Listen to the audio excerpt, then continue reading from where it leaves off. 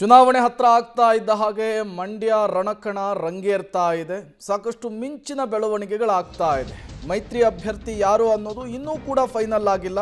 ಈ ಬೆನ್ನಲ್ಲೇ ಸುಮಲತಾ ಅಂಬರೀಶ್ ಅವರು ಹಾಲಿ ಸಂಸದರು ಮಿಂಚಿನ ಬೆಳವಣಿಗೆಗಳು ಅಥವಾ ಮಿಂಚಿನ ಕಾರ್ಯಾಚರಣೆಯನ್ನು ಮಾಡ್ತಾ ಇದ್ದಾರೆ.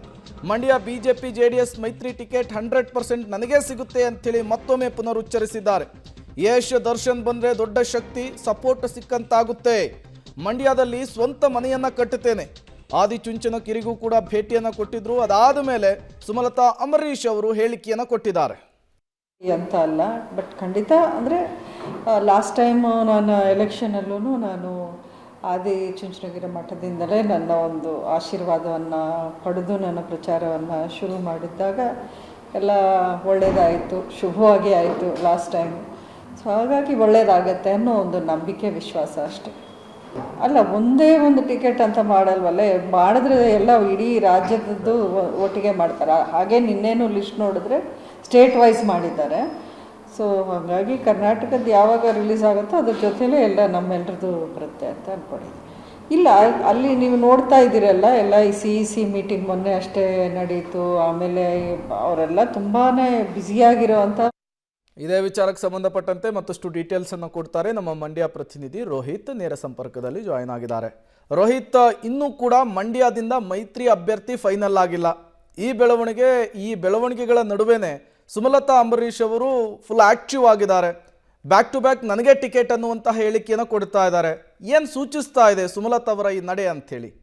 ಪ್ರೇಮ್, ಕಳೆದ ಒಂದು ವಾರದಿಂದಲೂ ಕೂಡ ಸ್ಪಷ್ಟವಾಗಿ ಸುಮಲತಾ ಅಂಬರೀಶ್ ಅವರು ಹೇಳ್ತಾ ಇದ್ದಾರೆ ಮೈತ್ರಿ ಟಿಕೆಟ್ ನನಗೆ ಅಂತೇಳಿ. ಆದರೆ ಇವತ್ತು ಇನ್ನೂ ಕೂಡ ಕಾನ್ಫಿಡೆಂಟ್ ಇಂದ ಶೋರ್ ಆಗಿ ಹೇಳ್ತಾ ಇರುವಂಥದ್ದು 100% ಮಂಡ್ಯ ಮೈತ್ರಿಯ ಟಿಕೆಟ್ ನನಗೆ ಅಂತೇಳಿ ಹೇಳ್ತಾ ಇದ್ದಾರೆ.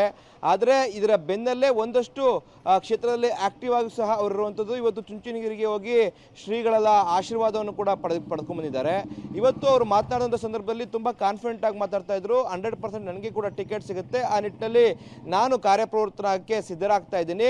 ಮುಂದಿನ ದಿನಗಳಲ್ಲಿ ಜಿಲ್ಲೆ ವ್ಯಾಪ್ತಿಯಲ್ಲಿ ಆಯಾ ಲೋಕಸಭಾ ಕ್ಷೇತ್ರದ ವ್ಯಾಪ್ತಿಯಲ್ಲಿ ಬರುವಂತಹ 8 ವಿಧಾನಸಭಾ ಕ್ಷೇತ್ರಗಳ ವ್ಯಾಪ್ತಿಯಲ್ಲೂ ಕೂಡ ಪ್ರವಾಸ ಕೈಗೊಳ್ತೀನಿ. ಜನರಿಗೆ ಆಯಾ ಭಾಗದ ಮುಖಂಡರು ಕೂಡ ಸಭೆಯನ್ನ ಮಾಡಲಿದ್ದೀನಿ ಅಂತೇಳಿ ಕೂಡ ತಿಳಿಸ್ತಾರೆ. ಜೊತೆಗೆ ಪ್ರಚಾರದ ಬಗ್ಗೆ ಕೂಡ ಅವರು ಮಾತನಾಡ್ತಾರೆ. ಕಳೆದ ಬಾರಿಯ ಚುನಾವಣೆಯಲ್ಲಿ ಯಶ್ ಮತ್ತೆ ದರ್ಶನ್ ರವರು ಜೋಡೆತ್ತಾಗಿ ಈ ಒಂದು ಪ್ರಚಾರಕ್ಕೆ ಬಂದಿರು. ಅವರು ಕೂಡ ಥ್ಯಾಂಕ್ ಯು ಅನ್ನು ತಿಳಿಸಿದ್ರು. ಜೊತೆಗೆ ಈ ಬಾರಿಯೂ ಸಹ ಅವರು ಬಂದ್ರೆ ನಾನು ಚಿರುಣಿಯಾಗಿರ್ತೀನಿ. ಆದರೆ ಅವ್ರು ಬನ್ನಿ ಅಂತ ನಾನು ಫೋರ್ಸ್ಫುಲ್ ಆಗಿ ಕರೆಯಕ್ಕಾಗಲ್ಲ, ಯಾಕಂದ್ರೆ ಅವ್ರಿಗೂ ಕೂಡ ಸಾಕಷ್ಟು ಶೆಡ್ಯೂಲ್ಗಳಿರ್ತವೆ.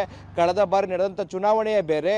ಆದರೆ ಈ ಬಾರಿ ಒಂದು ಪಕ್ಷದಿಂದ ನಾನು ಸ್ಪರ್ಧೆ ಮಾಡುವಂತ ಕಾರಣವಾಗಿ ಅವರನ್ನ ಬನ್ನಿ ಅಂತ ನಾನು ಕೇಳ್ಕೊಳಕ್ಕಾಗಲ್ಲ. ಅವರೇ ಸ್ವಯಂ ಪ್ರೇರಿತವಾಗಿ ಬಂದ್ರೆ ನಾನು ಅವರನ್ನ ಸ್ವೀಕರಣ ಮಾಡ್ತೀನಿ ಅಂತ ಹೇಳಿದ್ದಾರೆ. ಈ ಮೂಲಕವಾಗಿ ಎಲ್ಲೋ ಒಂದ್ ಕಡೆ ಸುಮಲತಾ ಅಂಬರೀಶ್ ಅವರಿಗೆ ಟಿಕೆಟ್ ಸಿಗುತ್ತೆ ಅನ್ನೋ ನಿಟ್ಟಿನಲ್ಲಿ ಅವರು ತುಂಬಾ ಆತ್ಮವಿಶ್ವಾಸದಲ್ಲಿ ಕಾಣ್ತಾ ಇದ್ದಾರೆ. ಪ್ರೇಮ್, ಥ್ಯಾಂಕ್ ಯು ರೋಹಿತ್ ತಮ್ಮೆಲ್ಲ ಮಾಹಿತಿಗಾಗಿ.